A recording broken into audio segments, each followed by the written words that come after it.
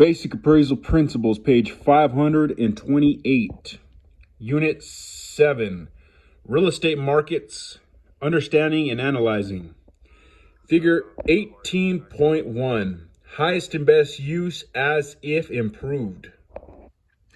If current value of improved property is better than the value of a highest and best use of vacant site, less demo cost, then the current value is likely the highest and best use. So continue the current use. Consider the following questions about the subject property. Should the property and improvements be maintained as is? Should the property's improvements be renovated, repaired, converted, or otherwise modified? Should the improvements be raised? Determine whether the current improvements contribute to the value of the property.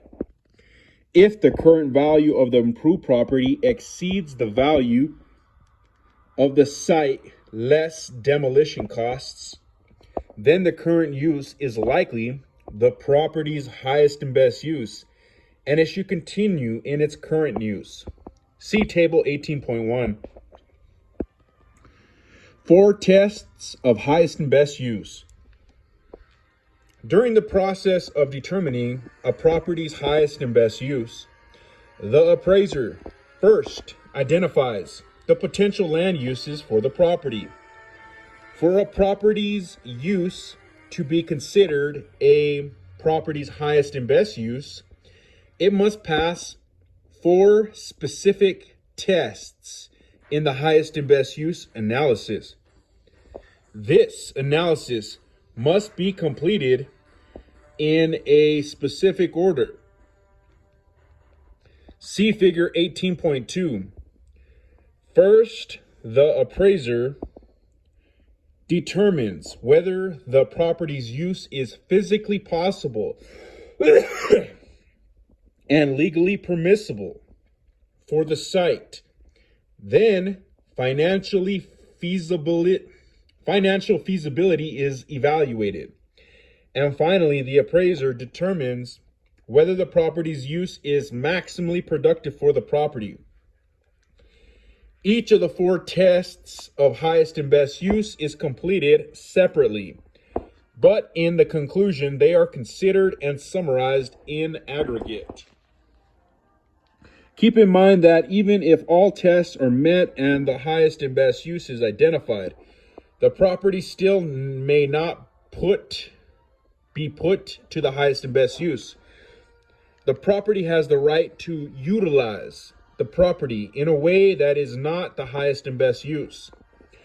If this is the situation, the appraiser should be certain to communicate with the client via the report that any use other than the highest and best use will not value as high as the highest and best use. The following is a breakdown of each of the 4 tests to determine a site's highest and best use. Figure 18.3. Table 18.1. Is the current use the highest and best use? It shows the first part is current value of improved property, $150,000. Next is the value of highest and best use, vacant site, and it's $125,000. Next is less, and there's nothing on it, or less is like minus the demo cost, which is going to be $25,000. And then the next category is net value, highest and best use of the site, and it's $100,000 now. So the current use is likely highest and best use. In this instance, yes.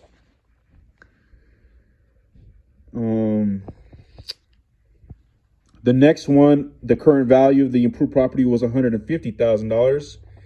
The value of the highest and best use vacant site is $225,000 minus $25,000 to demo leaves you a net value of the highest and best use of $200,000. Current use is likely the highest and best use. In this instance, no. And the last one of the current value of an improved property is $225,000. The value of the highest and best use vacant site of $250,000 minus the demo cost of 40 G's leaves you a net value of the highest and best use of $210,000. Is the current use is likely the highest and best use in this instance? Yes. Page 529. Table 18.2. Order of the 4 tests of highest and best use. Number 1, physically possible. Number 2, legally permissible. Physically possible and legally permissible must be conducted first, but not necessarily in order. Number 3, financially feasible. Number 4, maximally productive. Financially feasible and maximally productive must be conducted in this order. Physically possible. The use of a site as if vacant should be physically possible in terms of size, shape, topography, and access of site. The property's use must be able to fit within the boundaries of the vacant site. The shape of the property's use must be able to fit within the boundaries of the vacant site. The topography of the site must allow the property's use to be utilized. For example, a site with poor soil or a very small site cannot support agriculture, or a site with extremely uneven terrain must not support a commercial site. Wetlands and drainage are important because permits for building may include a stormwater management plan, and wetlands may not be built on, with some exceptions. The site must have appropriate linkages to be accessible for the property's use. The appraiser should consider assemblage to accommodate highest and best use of the site. Assemblage is the process of combining 2 or more parcels, usually but not necessarily adjoining parcels, under a common ownership or use, resulting in an increment in the value of land referred to as plottage. See figure 18.4. Figure 18.3, 4 tests of highest and best use. It shows the outer circle is physically possible and legally permissible.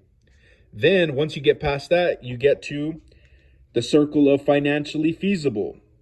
And then the last circle is maximally productive. Extra note, try to remember the order of the 4 tests of highest and best use.